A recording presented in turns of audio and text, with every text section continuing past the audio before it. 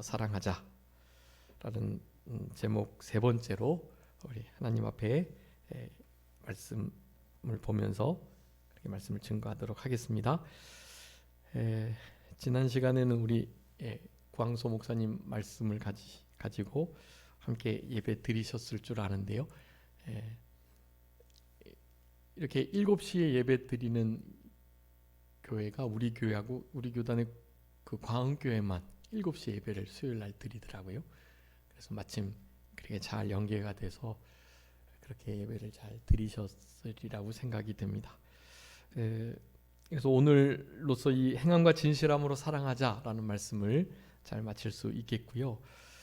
물론 이제 이 19절 20절부터 그러니까 19절부터 다시 새롭게 단락이 본문이 24절까지 이어지는데요.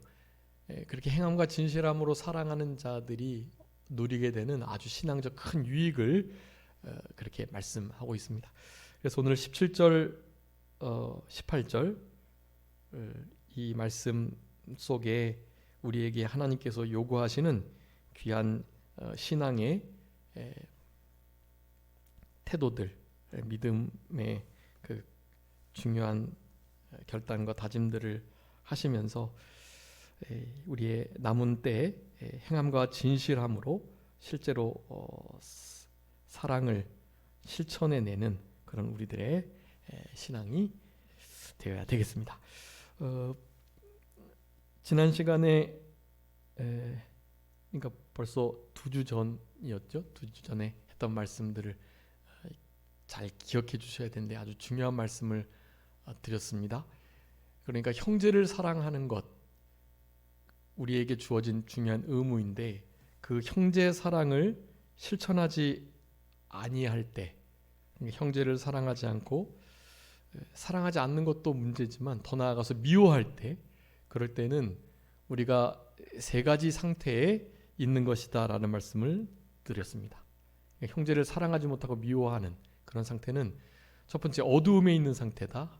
그리고 하나님 사랑한다고 하면서 그렇게 못 사니까 거짓말하고 있는 상태다. 그렇게 말씀드렸고, 지난 시간 살인하는 자와 같은 상태에 있다.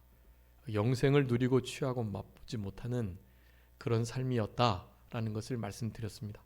그렇기 때문에 진짜 하나님께로 난 자라면, 하나님과 사귐이 있고 빛 가운데 거하는 자라고 한다면 형제 사랑이 반드시 있어야 된다라는 것을 계속해서 강조해 오고 있습니다. 우리가 형제를 실제적으로 사랑할 수 있는 이유를 우리 16절 말씀, 그것을 가장 으뜸이 되는 말씀으로 지난 시간에 말씀드렸습니다. 그러니까 우리가 형제들을 사랑할 수 있는 중요한 동력, 근간이 되는 말씀이 요한일서 3장 16절, 요한복음 3장 16절도 귀한 말씀인 것처럼 요한 1서 3장 16절도 아주 귀한 말씀으로 꼭 기억하셔야만 합니다. 여러분, 우리가 형제를 사랑해야 하는 가장 중요한 이유와 또 그 원동력이 되는 것은 예수님께서 우리를 위해서 죽어주셨기 때문이었다라는 것입니다. 그러니까 우리는 마땅히 형제를 위해서 목숨을 버리는 것까지도 마땅한 일이다. 요한일서 4장에서는 사랑하는 것이 마땅한 일이라고 말씀드렸는데, 그 사랑함에 있어 목숨을 희생하면서까지도 사랑해야만 한다. 그러니까 일반적인 사랑과 섬김과 구제와 또 여러 도움들은 정말로 마땅한 일인 거예요. 정말로 마땅하게 우리 하나님을 실제로 믿고 하나님과 교제가 있고 하나님께서 원하시는 그 빛 가운데 거하는 주님과 사귀는 진짜 하나님께로부터 난 자들은 형제를 마땅히, 그러니까 당연하게, 아주 당연하게, 뭐 형제 원수 사랑했다고 상급 바랄 수 없는 너무나 당연한 일을 한 것처럼 그렇게 생활을 해야 된다는 것을 말씀드렸습니다. 당연히 두 번째, 세 번째 중요한 이유에 대해서도 말씀드렸어요. 우리 마태복음 18장에 있는 그 비유, 1만 달란트와 100데나리온 빚진 자의 비유를 항상 기억해야 된다. 60억 분의 1의 차이를 가진 그 화폐의 차이라고 말씀드렸어요. 1만 달란트와 100데나리온. 100데나리온을 만 원이라고 한다면 1만 달란트는 60억 원이라 그랬어요. 60억 원 탕감받은 자가 나에게 1만 원 빚진 자를 당연히 마땅히 탕감해 주어야 한다라는 정신을 가져야 된다. 마지막 로마서 5장 5절의 말씀 드렸습니다. 성령으로 말미암아 하나님의 사랑이 우리의 마음 가운데 부어질 때, 그럴 때 사랑할 수 있는 힘과 능력이 생기게 된다. 우리의 힘으로 사랑할 수 있는 것이 아니다라는 말씀을 드렸습니다. 그래서 이제 17절 18절에 아주 구체적인 행함과 진실함의 사랑이 있어야 할 것을 말씀하고 있습니다. 17절에 누가 이 세상의 재물을 가지고 형제의 궁핍함을 보고도 도와줄 마음을 닫으면 하나님의 사랑이 그 속에 거하겠느냐라고 말씀합니다. 여러분, 여기 세상의 재물을 가지고 사랑하는 것에 대하여 말씀합니다. 우리의 모든 재물은 누구에게로부터 왔죠? 하나님께로부터 왔어요. 재물 내 수고로, 내 능력으로 내가 공부해서, 내가 직장 잡아서 내가 벌었는데요. 네, 그렇게 하신 거 맞고 정말 수고하셨고 우리의 힘으로 그렇게 한 건 맞는데요. 그렇게 할 수 있도록 누가요? 하나님께서 힘 주셨다. 신명기 8장에 말씀해요. 우리에게 그런 재물 얻을 수 있는 능력을 주신 분이 하나님이시다. 그러니 모든 것이 다 주께로부터 왔고 주께로 온 거 우리는 그저 10분의 1 드리면서 감사 예물 드리면서 시간 드리면서 우리의 인생 드리면서 주님께 조금씩 갚아 나가는 것일 뿐 사실은 모든 것이 다 주께로 온 것임을 우리는 항상 기억해야 합니다. 그분께 온 거 그냥 드리는 거니 거기에 대해서 인색하지 않고 정말 기쁨으로 감사함으로 감당해 나가셔야 돼요.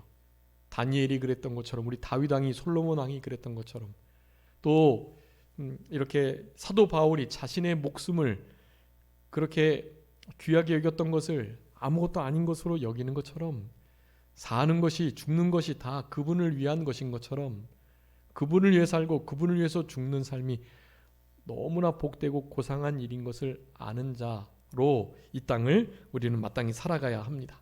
여러분, 우리가 가지고 있는 물질, 그것도 주께로부터 왔다. 우리 주님께서 나의 물질, 지혜, 또 가정 환경, 시간, 능력, 나의 달란트, 지금 내가 가지고 누리고 있는 모든 것이 그분께로 왔으니, 특별히 물질적인 면에 이 물질은 우리의 신앙을 판가름하는 중요한 척도예요. 성도들의 신앙의 척도는 그의 지갑이다라는 말이 있거든요. 우리가 얼마나 재물에 대하여 하나님 앞에 바로 양심을 써서 사용하느냐, 그것이 진짜 신앙이 있느냐 없느냐를 가름하는 거예요. 하나님 앞에 물질을 드리는 것을 보면 하나님 앞에 그 다른 것들도 드릴 수 있다 없다를 판별할 수 있는 거예요. 그래서 사실은 우리 아브라함이 본토 친척 아비집 떠났을 때 말이죠. 본토 친척 이거 떠나기 되게 어려운 거거든요. 아버지 집, 물질선, 인정선, 생명선을 넘는 일이라는 뜻인데요. 그 중에 가장 작은 것을 물질선으로 보고 있긴 하지만 물질선이 실제로 정말 어려운 선이에요. 물질선이. 심지어 그 물질을 하나님과 동등한 자리에까지 비교하십니다. 성경은. 물질과 재물과 물질, 이것을 하나님과 겸하여 섬기는 자들이 많다는 거예요. 재물과 물질, 그것을 하나님과 겸하여 섬기지 말아라 라고 명령하고 계시니까 사실은 재물이 하나님과 같은 위치에 지금 있는 거예요. 그것을 실제로도 그렇게 표현하잖아요. 물질, 만능주의. 물질이면 모든 게 다 된다고 생각하는 거예요. 물질이 있어야 뭔가가 된다고 생각하는 거예요. 자, 교회 일도 물질이 있어야 교회가 굴러가지 라는 생각을 할 정도란 말이죠. 여러분, 그 말이 맞나요?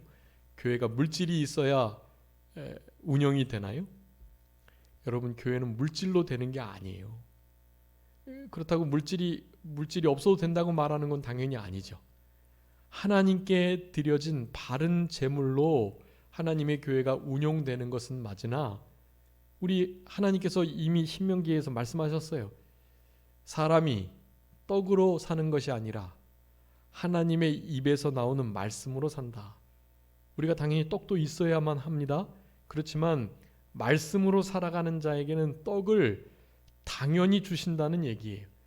우리가 떡으로도 산다 그렇게 말씀하시면 안 돼요. 항상 말씀드렸죠. 떡으로만 할 때 그 만이 떡을 완벽하게 1+1으로 인정하면서 또 다른 한 삶의 방편으로 인정하면서 말하는 그 만이 아니라는 거예요. 그 만은 우리가 자칫 오해하기 쉽지만 당연히 물질도 있어야 하지만 말씀도 있어야 된다라는 의미의 만이 아니라는 거예요. 그것은 아주 종속적이고 귀속적인 의미를 갖는, 그러니까 사람이 떡으로 로를 강조하는 만이에요. 로를 강조하는. 그러니까 떡으로 사는 것이 아니다. 그러니까 그 떡을 완전히 막 무시하는 건 아니지만 떡 말고 실제로 말씀으로 산다라는 것을 강조하는 의미예요. 그 신명기 8장의 말씀이요. 말씀으로 살아가면 어떻게 돼요? 떡도 주시겠다는 얘기예요. 여러분, 떡이 없어도 말씀으로만 살 수 있나요? 여러분, 말씀으로만 살 수 있어요. 말씀으로 살아가는 자들에게는 하나님께서 실제로 떡 없이도 살게 해주시는 거예요. 여러분, 그것을 우리가 인정해야 돼요. 그러고 난 다음에 하나님의 일반적인 삶의 법칙, 생명 유지의 법칙이 있으니 그것을 따라서 우리를 살게 하시죠. 그러니 말씀으로만 살아간다고 믿는 그런 믿음이 있어야 해요. 물질은 당연히 악이 아닙니다. 물질은 가치 중립적인 것이고 돈이 일만하게 뿌리가 아니에요. 디모데전서 6장에 보면 뭐가 일만하게 뿌리예요? 돈을 사랑하는 것이 일만하게 뿌리지 돈은 일만하게 뿌리가 아니란 말이에요. 돈은 귀하고 좋은 거예요. 그 돈으로서 실제로 하나님의 교회와 나라와 선교가 돌아가고 있으니까요. 그런데 우리가 자칫 그것을 비중 있게 두어서는 안 돼요. 그거 없어도 하나님의 교회와 성도 또 하나님의 종들, 선교의 역사는 이루어지게 돼 있어요. 돈으로 되는 것이 아니다라는 것을 기억하시면서, 이것은 마치 그와 같아요. 우리 세례 요한이 예수님을 증거하면서 그는 흥해야 하겠고 나는 쇠하여야겠다라고 말씀했잖아요. 그게 바른 신앙의 정신이에요. 보통 우리는 어떻게 믿고 있냐 하면 그도 흥하고 나도 흥해야 되겠다라는 생각을 가지고 살아간단 말이에요. 믿음으로 살아가면 주님도 흥하시지만 교회도 흥하시지만 우리도 당연히 흥해야 된다라고 생각한단 말이에요. 근데 신앙은 그게 아니에요. 신명기 8장의 떡으로 만도 그런 의미예요. 사실은 말씀으로 살아가는데, 그리고 우리는 육체의 것, 육신의 것, 사실은 그것 없어도 살아갈 수 있는 자들인데 그런 의미를 받아들이셔야 돼요. 육신의 떡이 당연히 있어야지, 떡 없으면 죽지, 이렇게 생각하시면 안 돼요. 육신의 것 당연히 있어야 하지요. 그것을 우리가 살아가는 게 맞죠. 그렇지만 우리의 믿음은 거기에 준하면 안 돼요.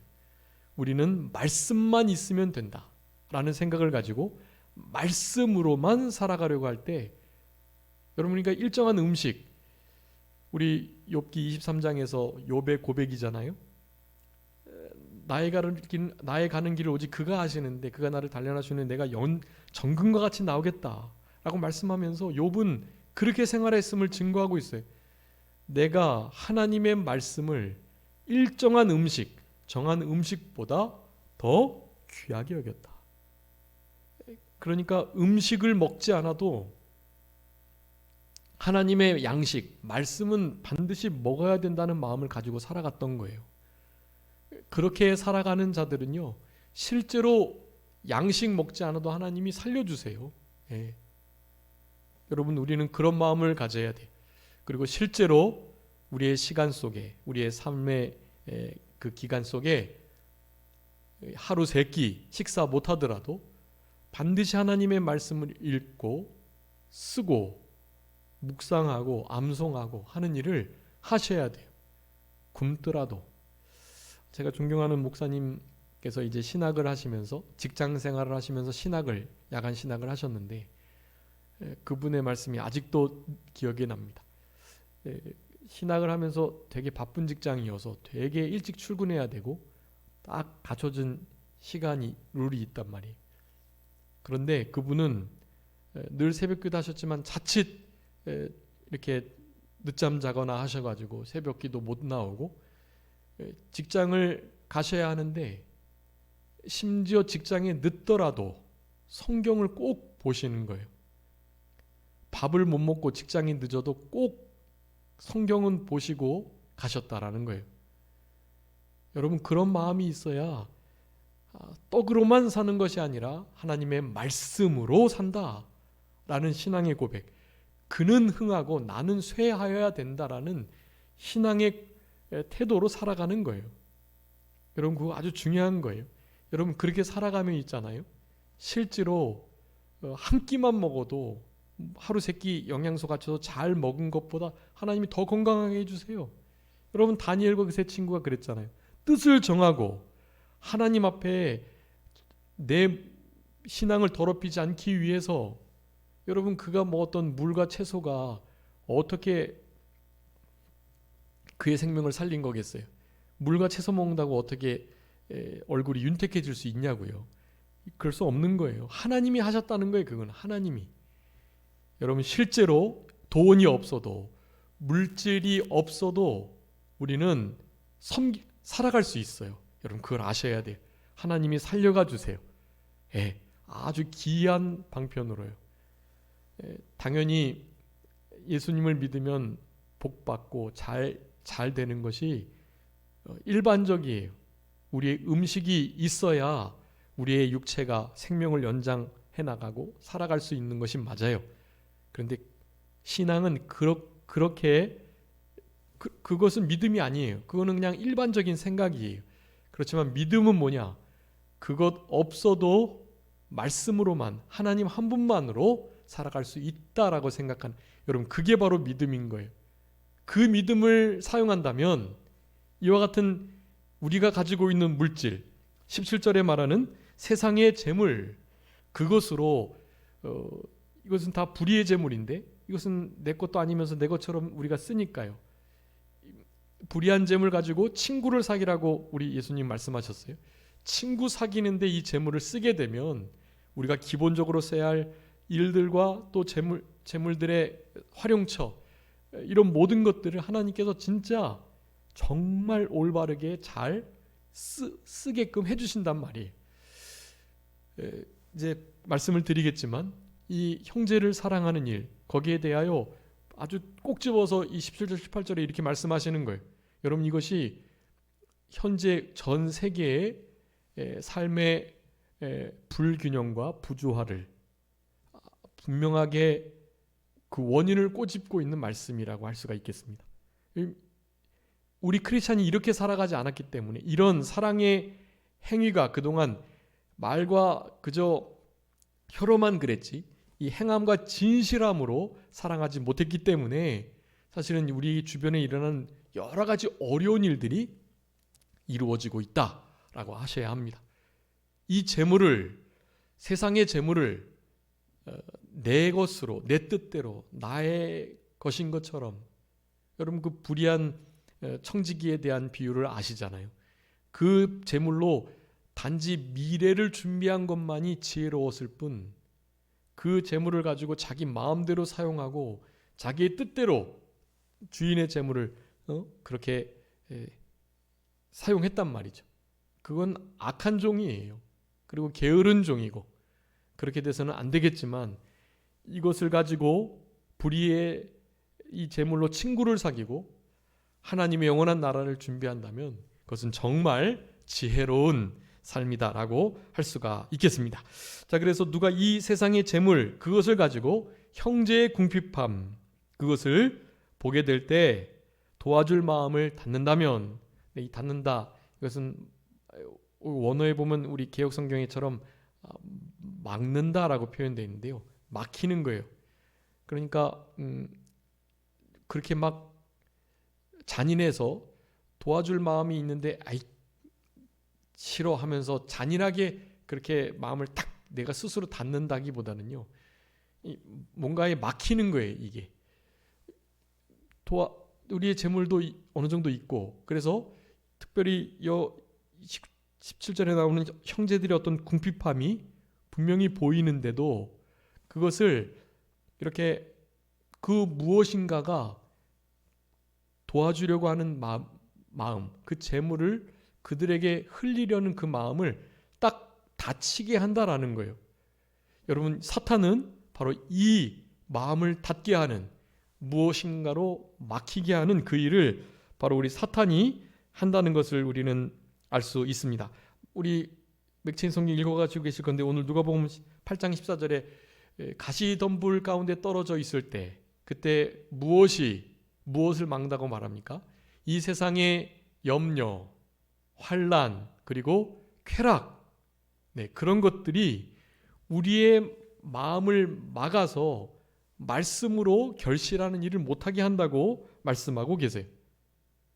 세상에 여러 가지 염려, 근심들이 있고, 야, 이것을 나누면 우리도 부족한데 이거 뭐 좀 안 되는 거 아니야? 또 내가 나를 사랑하니까 나를 위해서 쓰고 즐기는 데는 사용하면서 다른 사람들을 위하여 돕는 일에는 인색하게 사용하지 않는 것들, 여러 가지 재물을 모으려고 하고 그것으로 나의 삶의 어떤 안정감을 두려워할 때, 그런 것이 사실은 재물을, 돈을 의지하고 사랑하는 그런 마음의 태도가 그렇게 드러나게 되는 것이, 그런 것으로 인하여 기운이 막혀서 온전하게 결실하지 못하게 된다라고 표현하고 있어요. 그래서 마가복음 4장 19절에서도 동일하게 그렇게 말씀하는데요, 세상의 염려와 재물의 유혹 그리고 기타 욕심이 들어와 가지고 말씀을 막아 결실하지 못하게 한다, 그렇게 말해요. 여러분, 여기에 세상의 염려, 재물의 유혹, 기타 욕심, 그리고 향락, 이런 거 누가 쓰는 방편이죠? 사탄이 이렇게 우리를 미혹하고 유혹하는 거예요. 사탄이 처음부터 살인한 그가 욕심과 거짓으로 우리의 하나님 앞에서 이렇게 열려있고, 또 주님이 우리 안에 계시니 주님이 우리를 감동하시는 그 마음을 닫아지게 하고 또 막히게 하고, 이런 일을 한단 말이에요. 여러분, 이런 것들을 이겨내셔야 돼요. 그래야 이 형제 사랑을 행함과 진실함으로 실천해낼 수 있는 참된 신앙의 모습을 갖게 될 수 있다는 것입니다. 갈라디아서 5장 7절에서는요, 누가 너희들을 막아 하나님의 말씀을 순종하지 못하게 하더냐라고 말씀해요. 누군가가 하나님의 참된 진리의 말씀을 막고 떠나 살도록 미혹하고 유혹한다는 거예요. 갈라디아 성도들에게 거짓 사도들, 거짓 선지자들, 적그리스도들, 사도 바울의 모든 진리를 혼란케 하고 혼동케 하고 다른 복음을 전했던 그들이 바르게 신앙생활을 하려고 하는 갈라디아 성도들의 그 다름질, 그것을 막아서 진리를 순종하지 못하게 했었던 거예요. 여러분, 누군가가 방해 공작을 반드시 핍니다. 우리 육신의 부패성을 사용해서. 여러분, 아주 중요해요. 누가 너희들 다른 박질 잘했던 갈라디아 성도들, 너희들의 그 신앙의 다른 박질을 막았느냐라고 묻고 있고, 거기서부터 돌이켜야 할 것을 말씀하고 계시는 거예요. 여러분, 우리가 진리의 말씀 순종하는 일을 막는 모든 것이 죄라고 생각하시고, 하나님의 말씀을 즉시로 순종하려고 하는 것을 막는 그 모든 것을 다 죄로 정의하시고, 결코 그런 일을 당해서는 안 돼야 됩니다. 그래야 마음이 다치지 않아요. 누군가가 내 재물을 가지고 형제의 궁핍함을 좀 도우려는 마음이 있었는데 그것을 딱 막아버린단 말이에요.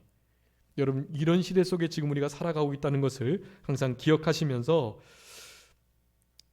막힘이 없도록 하셔야 됩니다. 여러분, 참된 사랑은요, 반드시 선한 행위로 나타나게 되어 있다라는 것이 오늘 본문의 가장 핵심적인 말씀이라고 하겠습니다. 그 선한 행위 다 사랑의 행위죠. 나의 재물을 가지고 다른 이들의 궁핍함을 채우려 함. 여러분, 세계의 기아가 왜 생겼다고 말씀하죠? 유니세프에서 발표하고 있어요. 전 세계의 모든 국제 기아 대책 기구나 또 국제 보건기구 이런 데에서 매년 아사, 굶어 죽는 자가 얼마나 많은지, 그리고 얼마나 여러 가지 식량이 양식이 될 만한 것들이 버려지는지, 그런 것을 통계를 낸단 말이에요. 여러분, 이런 세상 지구 전체의 어떤 불균형이 왜 이렇게 일어나냐는 말이죠. 여러분, 이것은 바로 오늘 본문의 말씀을 순종하지 않는 크리스찬이 있기 때문에 그래요. 믿지 않는 자들은 모르니까 그렇게 하지 않겠죠. 형제들의 부족함이 보이면 그것을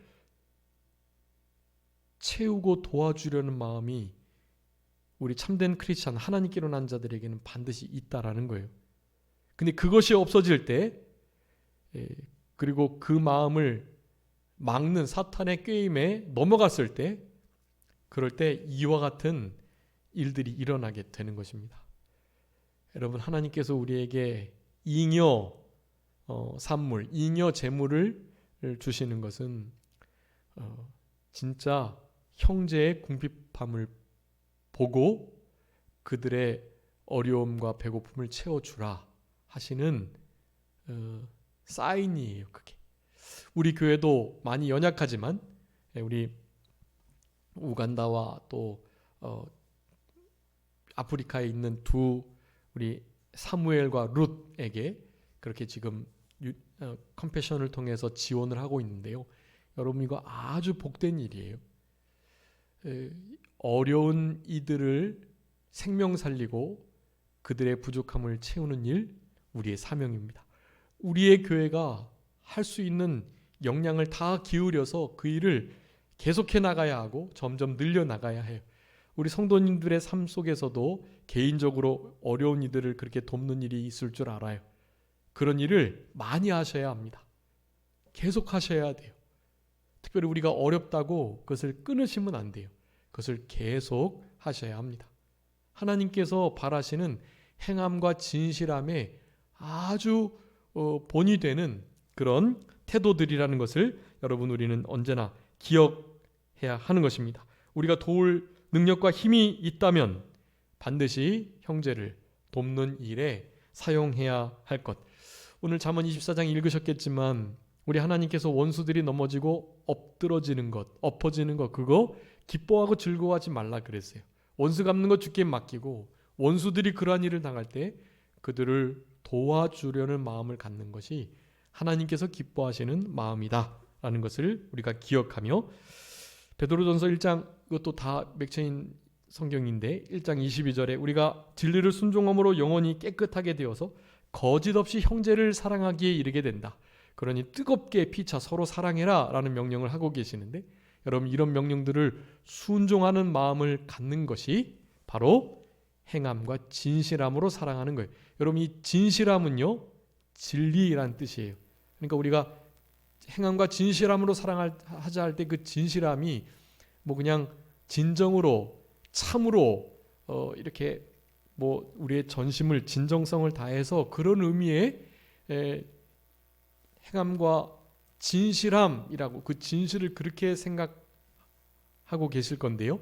그것도 당연히 맞고요. 거기에 덧붙여서 더 분명한 의미는요, 바로 알리데이아 그래가지고 그 진리라는 의미의 이 진실은 진리, 즉 진리대로, 하나님의 말씀대로, 하나님께서 우리를 창조하셨고 창조자가 우리에게 원하시는 대로 무엇을 우리에게 바라시는가, 그 바라시는 것이 성경에 나와 있어요. 그러니까 성경 말씀대로 진리대로 사랑해야 된다라는 거예요. 진리대로.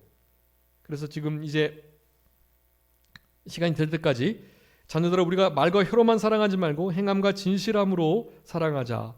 행함은 그 사랑의 역동적인 면, 실제로 움직여야 할 면을 가리키고, 진실함, 그것은 우리가 그렇게 움직여야 할 그 본질에 대해서 말하는, 우리는 진리의 말씀, 성경 말씀에 입각해서 형제를 사랑해야 합니다.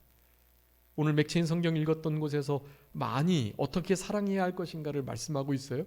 우리는 그렇게 사랑해야 하고요.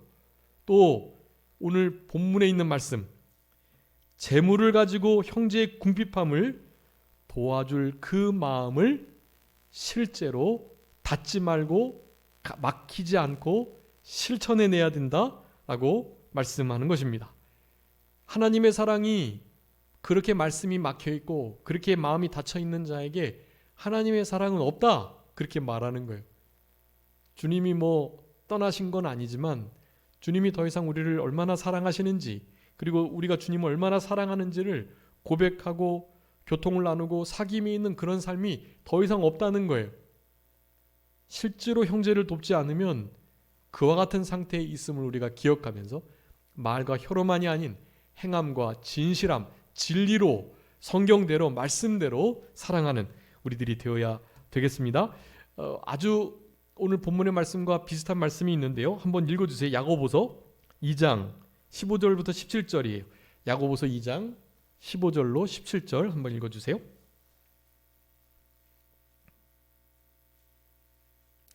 야고보서 2장 15절로 17절.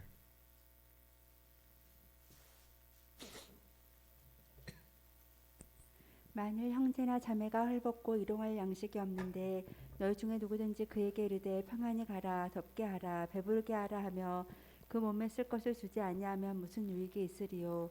이와 같이 행함이 없는 믿음은 그 자체가 죽은 것이라. 아멘. 행함과 진실함으로 하지 않는 그런 신앙인이라는 것은 사실 가짜다, 죽은 것이다 라고 말하는 거예요. 형제 사랑이 없다면 거짓말하는 자요, 살인하는 자요, 어두움 가운데 있는 자라는 것을 말하는 거예요. 여러분 분명히 말합니다. 헐벗고 양식이 없는데 그냥 말로만 평안히 가세요, 더웁게 하세요, 배부르게 하세요 라고 말만 해서 되는 게 아니라는 거예요. 말만 하고 그들의 쓸 것, 헐벗었을 때, 아플 때, 양식이 없을 때 그 상태를 그냥 두고서 말만 해서는 안 된다는 거예요. 그들의 몸에 쓸 것을 주어야 한다라는 거예요. 그럴 때 유익이 생기고 그와 같은 유익을 통해서 하나님께 영광이 돌아간다라는 것을 말하는 것입니다. 여러분, 우리의 착한 행실을 통해서 하나님께 영광을 돌리라고 말씀하세요. 착한 일, 선한 일을 할 때 계속하고 낙심하지 말 것을, 마침내 하나님께서 마땅한 상급을, 열매를 거두게 해주실 것을 성경은 우리들에게 분명히 교훈해주고 계십니다. 그렇기 때문에 우리는 실제로 헐벗고 양식이 없는 자들을 향해서 말로만 평안히 가라, 더웁게 하라, 배부르게 하라 할 것이 아니고 그들의 몸에 필요한 것을 실제로 채워줄 수 있는 그런 우리들이 되어야 하는 것, 성경은 우리들에게 그것을 진실로라는 표현으로, 진리로, 진리의 말씀으로, 성경 말씀에 기록된 것으로 분명하게 명령하고 계시다는 것입니다. 우리 사도행전 20장 35절에 우리 예수님께서도 이렇게 말씀하셨다는 것을 인용하여 말씀하고 계세요.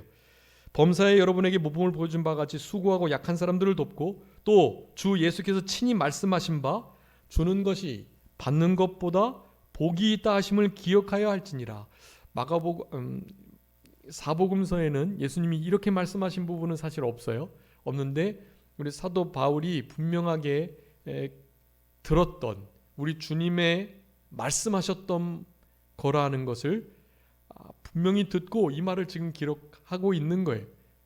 주님께서도 분명히 이렇게 말씀하시는 거예요. 주는 것이 받는 것보다 복이 있다. 그러니 너희들은 주는 삶을 살아가라. 우리 예수님이 실제로 이런 말씀을 하셨죠. 주라, 그리하면 어떻게 해요? 후히 되어 누르고 흔들어 넘치도록 채워주실 것이다 라고 말씀하셨어요. 우리 주님이 실제로 그와 같은 주는 것이 얼마나 복된 것인가에 대해서 말씀하셨다는 거예요. 당연히 구약도 이제 살펴보겠지만 구약에서부터 하나님께서 우리들에게 명령하신 바예요. 기록된 바 흩어 가난한 자들에게 주었다라고 했는데 그 사람은 그 의가, 그 행위가, 선한 행위가 영원토록 있다라고 말씀하셨어요. 시편 112편 9절의 말씀을 인용한 거예요. 그가 재물을 흩어 빈궁한 자들에게 주었으니 그 의가 영구히 있고 그 뿔이 영광 중에 들리로다라고 말씀하셨단 말이죠. 여러분, 구약에서부터 우리들에게 이미 주는 것이 얼마나 복된지, 그 의가 영원토록 없어지지 않는다는 것을 우리들에게 분명하게 말씀해 주셨던 것입니다.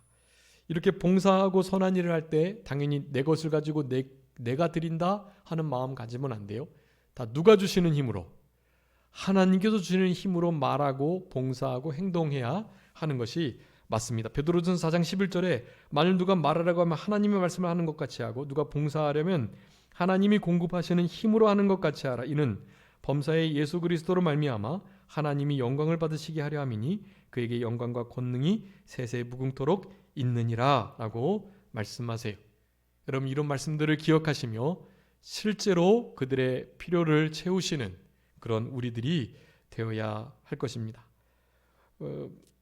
선을 행하다가 낙심하지 않아야 하고 낙심하지 않고 포기하지 않은 때가 되어 반드시 거두게 되신다는 것을 갈라디아서 6장 9절과 데살로니가후서 3장 13절에 약속해 주고 계세요. 우리는 이 약속의 말씀대로 다른 사람들을 행함과 진실함으로 아주 구체적으로 그렇게 사랑하는 그런 행위들이 있어야 되겠습니다. 이런 모든 행위들을요, 사랑의 행위 이렇게 좀 여러 크게 이렇게 설명하지 않고 딱 두 글자 구제라는 표현으로 설명할 수 있겠어요. 그래서 이 구제가 얼마나 성경에서 우리들에게 귀한 교훈을 주시는지 잠깐 말씀을 살펴보겠습니다. 자, 구제에 대한 말씀은요, 레위기에서부터 나와요.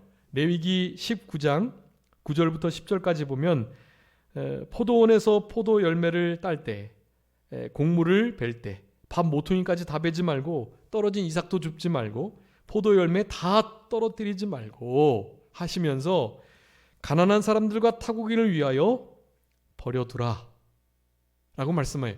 나는 여호와 하나님이다. 나를 경외하는 마음으로 이 일을 해라. 모퉁이 베지 않아야 하고요. 이삭 주어서는 안 되고요. 포도 열매 다 따면 안 되고요. 남겨둬야 돼요. 여러분, 우리나라도 감 같은 거 딸 때 맨 꼭대기에 한 감 너댓 개 남겨두잖아요. 왜 남겨둬요?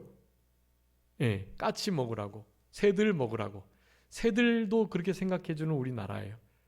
당연히 이삭 줍는 일, 그리고 일부러 반 모퉁이를 베지 않는 일, 열매를 일부러 따지 않고 놔두는 일, 이거 정말 귀한 일이에요. 하나하나까지 다 알뜰하게 해서 그렇게 거둔 걸로 다른 사람들을 나눠드리면 더없이 좋겠지만 그렇게 못한다면 그냥 남겨두고 버려두고 내버려 두어서 그것으로 가난한 자들이나 또 고아나 객이나 이런 이들이 그렇게 그것을 유용할 수 있도록 하는 것이 아주 중요한 것을 이미 율법 안에 말씀해 두고 계시는 것입니다. 레위기 23장에서도 똑같이 말씀하시는데 22절에 한 번 더 말씀하시면서 얼마나 이 구제하는 일을 하나님이 귀하게 여기시는지를 말씀하고 계세요. 가난한 자와 이번엔 객을 위해서 버려두라 라고 말씀하시고요. 레위기 25장 35절에서도 분명히 말씀하세요. 빈손이 있다면 그들을 도와서 함께 생활해라. 가난한 자가 형제가 가난하게 되어서 내 가운데 있을 때 내 곁에 있거든 빈손으로 있을 그를 도와서 거류민이나 돈거인처럼 함께 생활하라고 말씀하고 그들을 엄하게 부리지 말고 하나님을 경외하는 마음으로 하나님을 사랑하고 두려워하는 마음으로 내 형제들을 어렵고 고난당하고 아픈 이들을 그렇게 돌봐주라는 것을 반드시 실천하라고 명령하고 계세요. 신명기에서 다시 한번 강조하고 계시는데요. 신명기 15장 7절부터 11절에 아주 이 구제에 대해서 구체적으로 자세하게 말씀해주고 계세요. 너희들의 손을 펴서 그들에게 필요한 것을 넉넉하게 꾸어주라 라고 말씀하고요. 반드시 그에게 주고 줄 때에는 아까운 마음 품지 말고 주라. 꾸어주는 것과 주는 말을 교차 사용하고 계세요. 사실은 그냥 주라는 거예요. 말은 꾸어주는 건데 당연히 갚을 길이 없잖아요. 그러니까 그냥 주는 거예요. 그런 주는 삶을 하나님께서 기뻐하신다라고 말씀하고 계시고 그것이 우리들에게 명령이라는 것을 분명히 하고 계시는 것입니다. 우리 이번 주일날 신명기 26장 11절까지 했는데 12절에 매 3년마다 11조를 거두어서 레위인과 고아와 객과 과부와 어려운 자들과 함께 즐거워하며 절기를 지키라는 말씀을 하고 계세요. 해에 3년째 거두어지는 모든 제물을 11조를 불쌍한 자들을 위해서 함께 써야 할 것을 그렇게 명령하고 계시는 거예요. 여러분, 이게 우리의 삶 속에서도 실제로 적용이 돼야 됩니다. 한 해에 11조니까 상당한 액수예요. 사실은 추수감사주일날 감사헌금 드리는 것만큼 사실은 3년에 한 번씩 그런 헌금들을 잘 모아서 어려운 자들을 위해서 도와주셔야 돼요. 그것을 교회를 통해 하면 더욱더 좋고요. 교회에 먼저 어려운 이들을 먼저 돕고 그 다음에 지역사회를 위해서 교회 주변의 어려운 일들을 찾아서 실제적으로 돕는 일이 아주 중요합니다. 정부가 사실은 나라가 가난한 자들 어떻게 할 수 없다 그랬어요. 진짜 공산주의처럼 배급제로 모든 자들이 다 똑같이 가난해진다면 모르겠는데, 그렇지 않을 때에는 진짜 구석구석 있는 어려운 자들을 정부가 다 살피기가 상당히 어려워요. 그런 일들을 우리 지역 교회가 여태까지 잘 감당해 왔어요. 교회가 사실은 아주 큰 역할을 했다는 것을 정말 인정해야만 하는 것이, 그건 다른 것이 아니에요.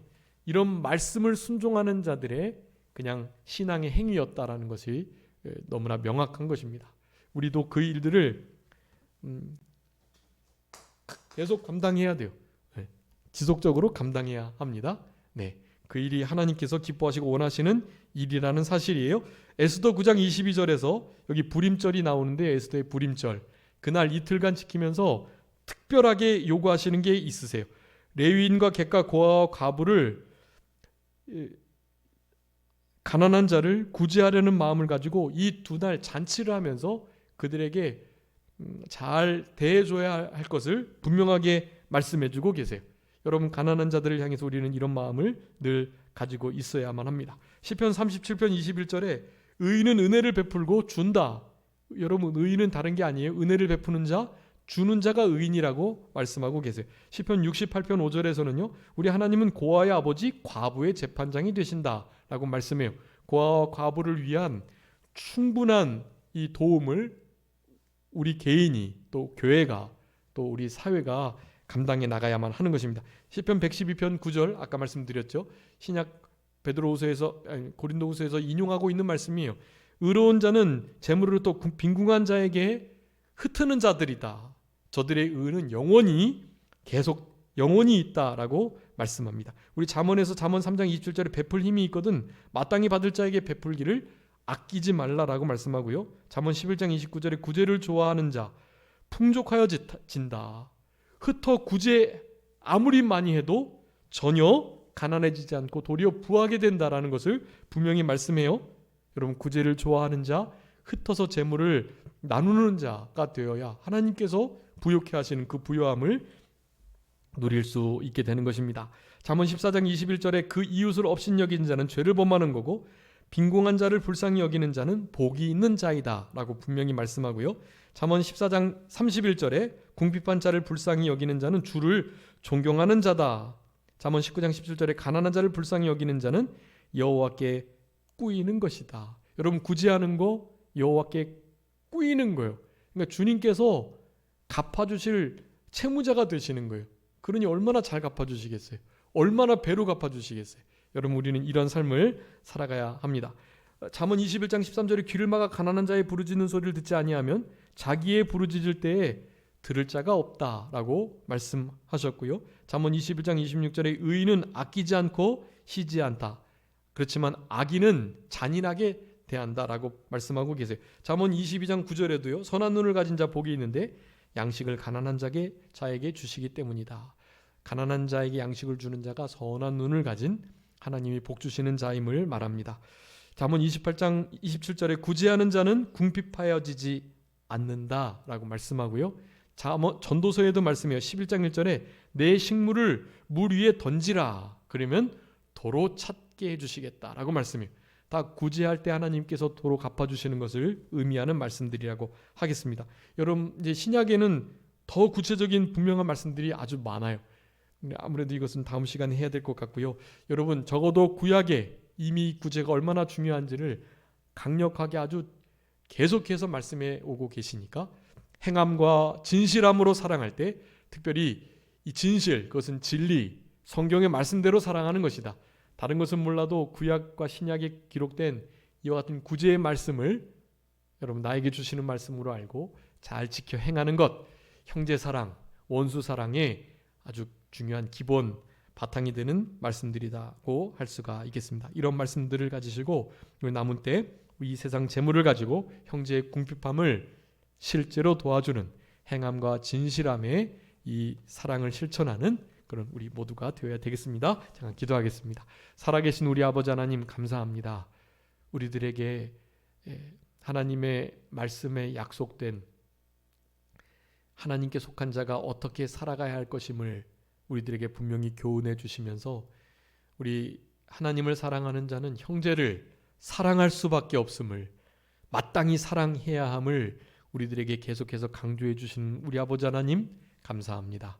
특별히 신구약 말씀에 얼마나 어려운 자들을 위하여 도와주어야 할 것을 강력하게 권고하고 계시다는 것을 우리에게 말씀의 명령으로 깨닫게 해주셨사오니 남은 때 이 행함과 진실함의 사랑을, 진리대로의 사랑을 실천해낼 수 있는 우리 모두가 되게 하여 주셔서 말과 혀로가 아닌 행함과 진실함으로 사랑하는, 마땅히 목숨을 버리면서까지 사랑하는 우리의 세상 재물을 가지고 형제의 궁핍함을 도와주려는 마음을 막지 않고 닫지 않고 그 마음을 실천해내는 우리들의 남은 생애가 되게 하셔서 우리 주님께서 잘했다 칭찬하시고 구제하는 자를 풍요롭게 하시는 은혜를 경험하며 주님께 꾸이는 자가 될 수 있도록 우리 아버지 하나님께서 우리의 마음을 주장하여 주시기를 간절히 바라옵고 모든 것 주님께 맡기오며 살아계신 예수 그리스도의 이름으로 기도 올리옵나이다. 아멘.